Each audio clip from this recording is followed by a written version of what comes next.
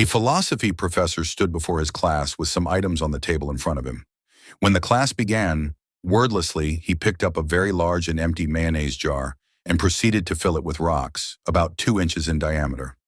He then asked the students if the jar was full. They agreed that it was. So the professor then picked up a box of pebbles and poured them into the jar. He shook the jar lightly.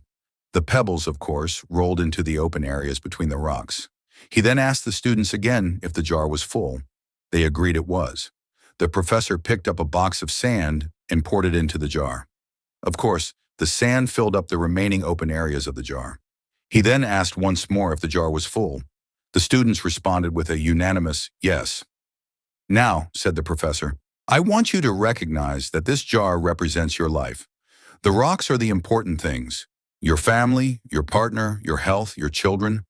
Things that if everything else was lost and only they remained, your life would still be full.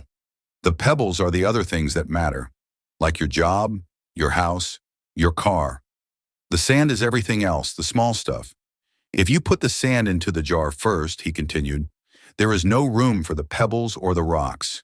The same goes for your life. If you spend all your time and energy on the small stuff, you will never have room for the things that are important to you. Pay attention to the things that are critical to your happiness. Play with your children. Take your partner out dancing. There will always be time to go to work, clean the house, give a dinner party, or fix the disposal.